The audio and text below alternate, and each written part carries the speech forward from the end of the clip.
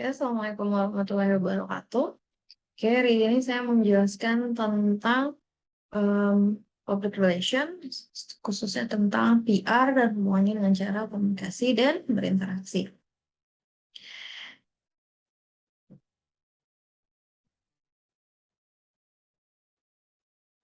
Hmm. Sebelum kita kenal masuk ke dalam topik pembahasan, saya mau menjelaskan dulu tentang apa itu PR atau manajemen humas hubungan masyarakat. Nah, PR ini jika dalam pengertiannya itu adalah penelitian, ya, perencanaan, pelaksanaan dan pengevaluasian suatu kegiatan komunikasi yang disponsori oleh organisasi. Ya, mulai dari pertemuan pada kelompok-kelompok kecil hingga berkaitan dengan konferensi pers internasional ya. Jadi segala sesuatu yang mulai dari perencanaan, terus juga diskusi, terus juga segala bentuk kegiatan komunikasi mulai dari kelompok kecil, interaksi antara individu dengan individu, sampai dengan konferensi pers, konferensi besar secara internasional melalui satelit. Nah, dari pembuatan brosur, di situ iklan, sampai dengan kampanye nasional maupun internasional dengan menggunakan berbagai platform atau multimedia. Nah, PR secara keseluruhan adalah upaya yang dilakukan secara terencana, ya, dan berkesinambungan dalam rangka tujuannya adalah untuk menciptakan dan memelihara niat baik dan saling pengertian antara satu organisasi dengan segenap komponen-komponennya. Itu PR menurut Jacqueline tahun 2014. Tapi menurut Rosadi dalam Rusdianto, PR itu mempunyai fungsi manajemen yang berfungsi untuk menilai sikap publik, mengidentifikasi kebijaksanaan dan tata cara seseorang demi kepentingan publik. Demi kepentingan publik mesti digarisbawahi, serta merencanakan dan melakukan program kegiatan untuk meraih pengertian, pemahaman, dan dukungan serta penilaian baik bagi publiknya.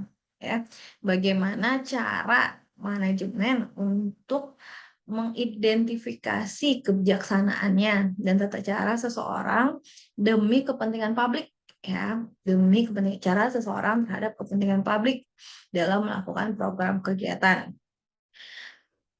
Nah, ada tahapan dalam PR. Yang pertama, kita lihat ada dikenal dengan defining public relation problems atau mendefinisikan problem atau peluang. Langkah pertama ini mencakup penyelidikan, memantau pengetahuan, opini, sikap, dan perilaku pihak-pihak yang berkaitan dengan um, dan dipengaruhi dengan kebijakan organisasi. Nah, tahapan yang kedua yaitu planning dan programming. Itu pembuatan program publik, strategi tujuan, tindakan, dan komunikasi, taktik, serta sasaran yang akan dilakukan.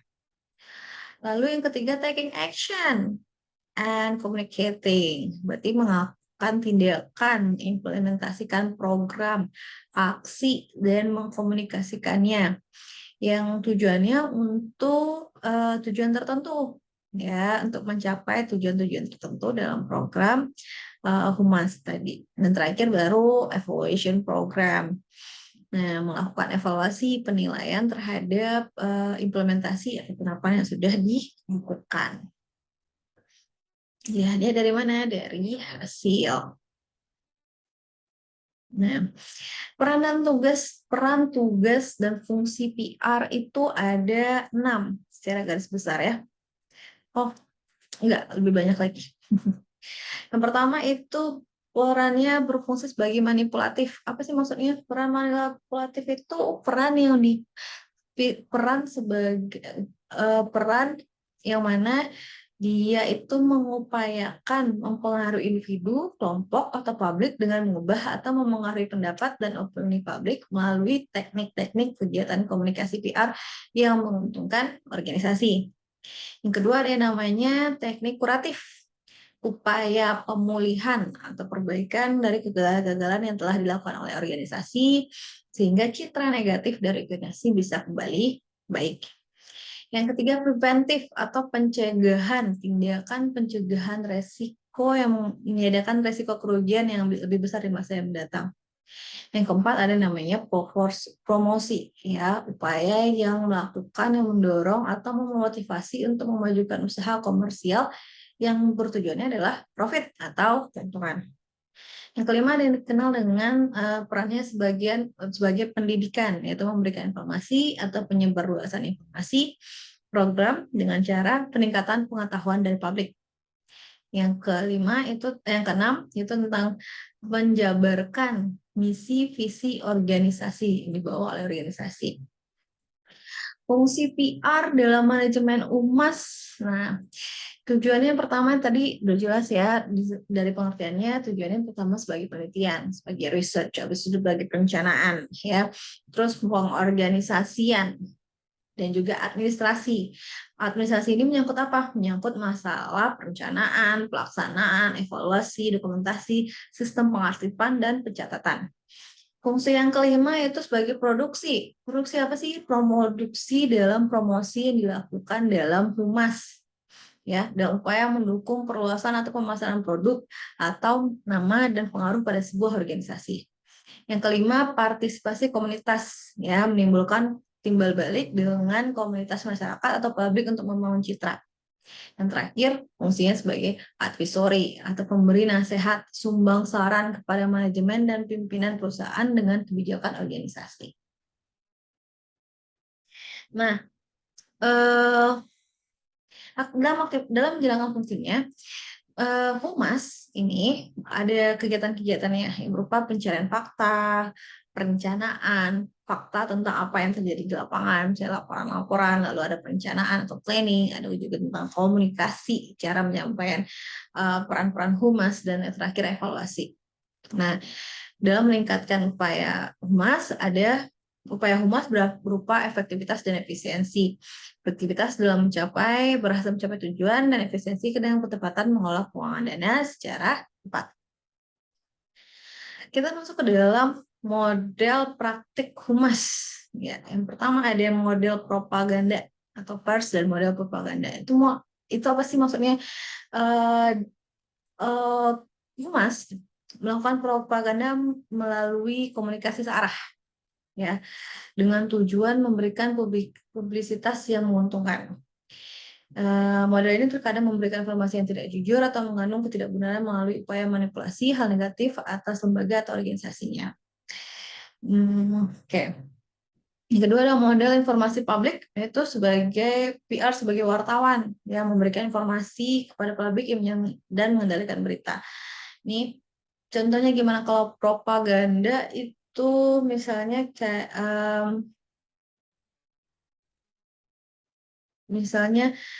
humas yang memberikan informasi bahwa perusahaan ini atau rumah sakit ini adalah satu-satunya rumah sakit yang bisa memberikan pelayanan A misalnya, yang bisa memberikan pelayanan cuci darah di daerah tertentu. Nah, terus jadi semua masyarakat bisa datang ke rumah sakit ini untuk mendapatkan pelayanan misalnya cuci darah. Tapi kalau model informasi publik itu menggunakan model humas yang menjelaskan tentang kegiatan-kegiatan aktivitas rumah sakit sehari-hari. Nah, kalau model asimetris atau dua arah itu di mana PR menyampaikan pesan berdasarkan hasil riset dan strategi ilmiah yang berupa bentuknya membujuk publik agar mau bekerjasama, bersikap dan berpikir sesuai dengan harapan organisasi. Contohnya gimana? Contohnya misalnya rumah sakit Harapan Bunda yang ingin sebagai rumah sakit, misalnya sebuah rumah sakit, anggap aja rumah sakit Harapan Bunda ingin membuat program pijat bayi, ya. Nah, misalnya pijat bayi itu bermanfaat untuk apa, terus bagaimana prakteknya, terus habis itu apa manfaatnya untuk bayi, apa manfaatnya untuk ibu. Itu satu model praktek humas dengan cara model asimetris dua arah.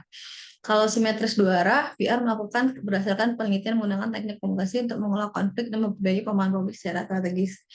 Kalau simetris dua arah itu contohnya kalau misalnya pada saat PR bagian humas rumah sakit menjelaskan tentang sistem rujukan baru BPJS misalnya, ya, untuk tidak terjadi konflik di masyarakat kalau tiba-tiba sistemnya berubah. Dalam ruang lingkupnya, PR itu mempunyai cakupan-cakupan berupa publisitas. Yang pertama publisitas atau publikasi. Yaitu kegiatan menempatkan berita mengenai seseorang, organisasi, atau perusahaan di media massa. Yang kedua, pemasaran. Ya, pemasaran berupa meliputi kegiatan penelitian, desain produk, mengulas produk, menentukan harga, melakukan promosi dan distribusi produk. Yang ketiga, public affair. Ya, public affair itu apa sih? Bidang humas yang khusus membangun dan mempertahankan hubungan dengan pemerintah dan komunitas lokal. Yang kelima, manajemen isu. Upaya organisasi atau perusahaan untuk melihat kecenderungan isu dan opini publik yang muncul di tengah masyarakat. Dalam upaya organisasi atau perusahaan untuk memberikan tanggapan dan respon yang sebaik-baiknya. Yang kelima ada lobbying, yaitu bidang khusus humas yang membangun dan memelihara hubungan yang dengan pemerintah, utamanya untuk mempengaruhi peraturan dan perundang-undangan. Yang keenam ada hubungan investor, yaitu bidang khusus humas yang bekerja dengan perusahaan publik, misalnya mencari investor, lalu misalnya menjadi rekanan untuk kerjasama di rumah sakit, segala macamnya. Nah, kita masuk tahapan itu ke kegiatan PR di rumah sakit. Yang pertama itu ada event management.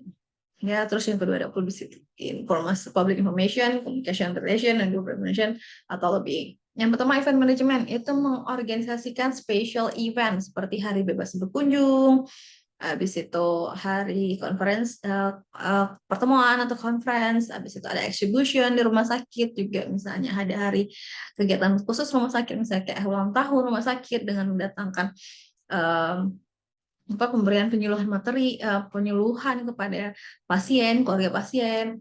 Nah, atau event akreditasi, kunjungan misalnya dari pimpinan daerah, kunjungan dari misalnya BPJS, kunjungan segala macamnya, peresmian pelayanan baru. Nah, event manajemen, kegiatan PR di rumah sakit.